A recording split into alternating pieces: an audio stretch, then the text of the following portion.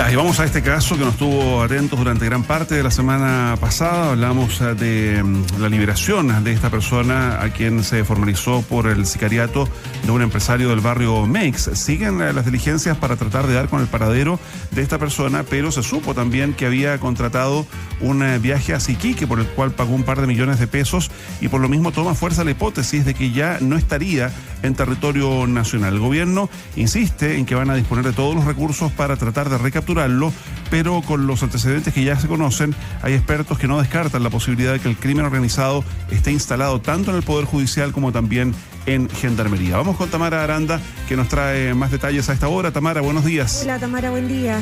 ¿Cómo están? Muy buenos días. Claro, avanza esta investigación y con ello se van conociendo ya nuevos antecedentes sobre la ruta que habría seguido Alberto Mejía, imputado de 18 años, de nacionalidad venezolana, sindicado como el sicario de un conocido comerciante del barrio Meix. Tras ser excarcelado, Mejía habría salido del centro de detención preventiva Santiago 1 con dirección al barrio Franklin. Tras unos minutos se habría dirigido hasta calle San Diego, luego a la comuna de Independencia y finalmente Estación Central. Es en este lugar donde habría tomado un vehículo por aplicación cuyo conductor le pagó 2,5 millones de pesos para ser trasladado hasta Iquique durante la madrugada del 11 de julio. Al conductor incluso le habría confesado su intención de cruzar la frontera hacia Perú. Ya en el norte, según consignó 24 horas, Alberto Mejía se hospedó en una residencial del barrio boliviano y a primera hora tomó un bus para llegar hasta Arica y por lo tanto ya no estaría en territorio nacional. El ministro de Justicia, Jaime Gajardo, reiteró que el gobierno tomó conocimiento de los hechos solo unas horas antes que se hiciera público este bullado e insólito caso.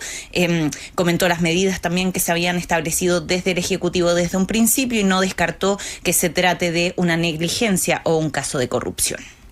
Primero, determinar dónde estuvo la negligencia que llevó a que una persona que estaba privada de libertad se encontrara posteriormente libre. En segundo lugar, tomar todas las medidas institucionales para que esto no vuelva a ocurrir, fortalecer los protocolos de comunicación entre el Ministerio Público, los tribunales de justicia y Gendarmería de Chile. Y en tercer lugar, tomamos una comunicación inmediata con el Ministerio de Seguridad para que se redoblaran los esfuerzos para la recaptura de esta persona. En esto no hay que descartar ninguna hipótesis. Lamentablemente, si es un error, una negligencia o hubo algún tipo de organización para la comisión de un delito, todas son muy malas posibilidades.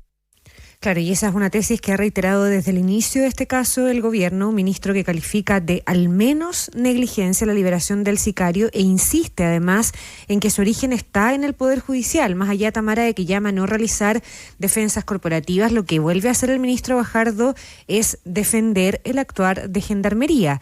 Y dijo además que no existía necesidad de que el tribunal notificara una resolución con orden de libertad que ya no estaba vigente. Y a propósito de todas las tesis, de todas las posibilidades que son nefastas, que son malas, los expertos ahí salen al paso y aseguran que va tomando más fuerza para ellos la posibilidad de que esto sea derechamente un caso de corrupción vinculado al crimen organizado, ¿no?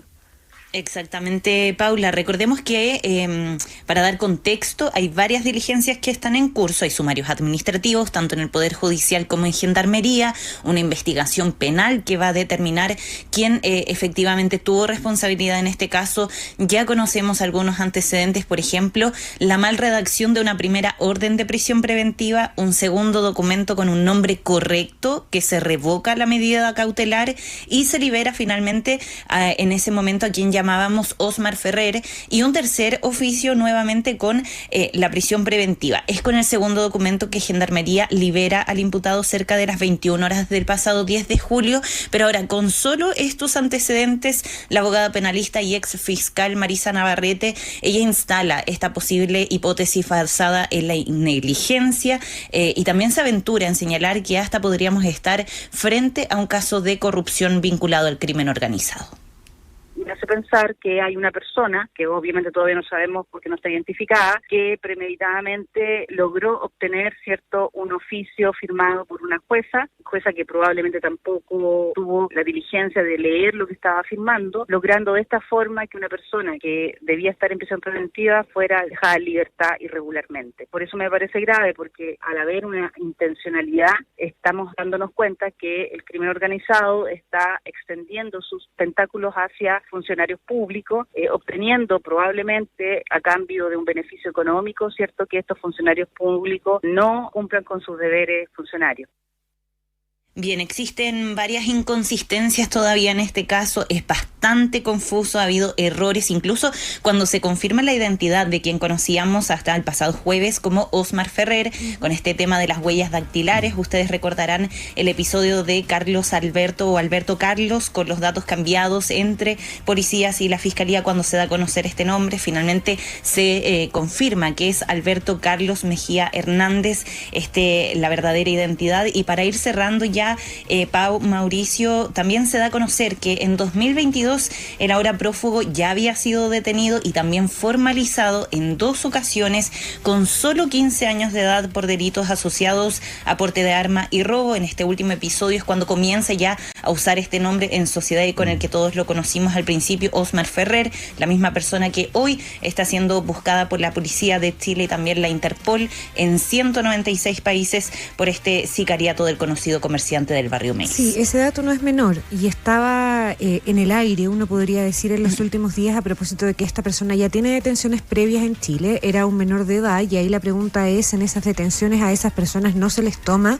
huella dactilar cuando él tenía la misma condición migratoria regular que mantiene hasta ahora. Eso es lo primero, y hay un antecedente que también lo hemos conversado con Tamara antes, que todavía desconocemos y que la autoridad se refugia en que es parte ahora de una investigación reservada, que es cómo las autoridades, Fiscalía, el gobierno, las policías se enteraron de la libertad de este sicario, claro, o de este presunto sicario.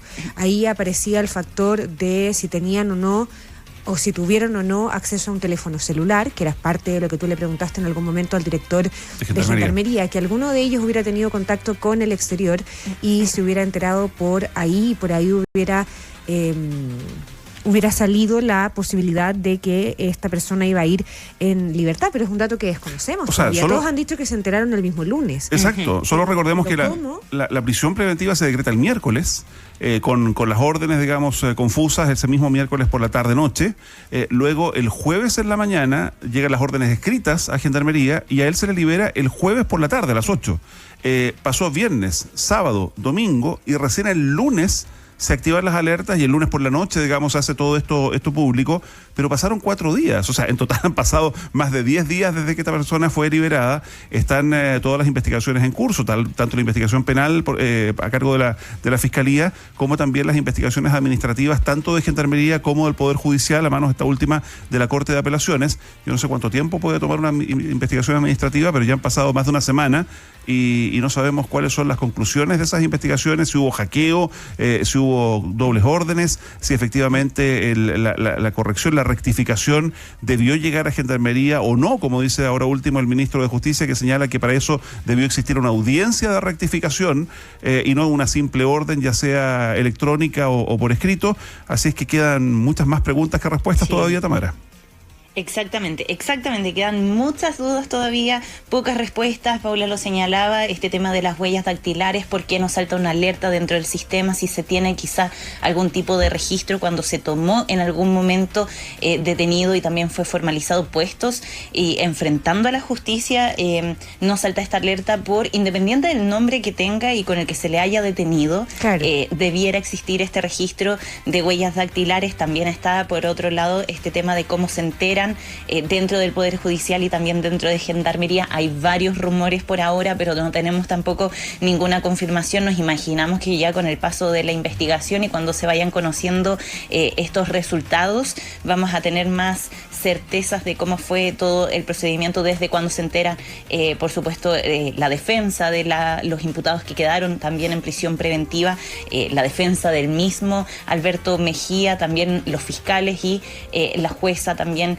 involucrada, por supuesto, en este caso. Ahora, ustedes señalaban este tema de la revocación de la medida cautelar de prisión preventiva. Ustedes van a recordar que el martes pasado la presidenta subrogante de la Corte Suprema, en esta reunión que tiene con el Ministerio Público y con el gobierno, Gloria Ana Chevesic, ella dice que revocar una medida cautelar es un trámite usual, o sea, se realiza, pero nosotros hemos estado conversando con diversas fuentes de Radio ADN y ellos nos señalan que justamente ahí radica un error, que no necesariamente era necesario hacer este documento nuevo, una revocación de una prisión preventiva, dejar en libertad a una persona, más encima con un nombre correcto, porque todo esto parte por una orden que está mal redactada, pero la orden que libera a esta persona tenía su nombre correcto. Tal cual. Tamara Aranda, seguimos con esto. Gracias. Que estén bien. Buen día. Buen día.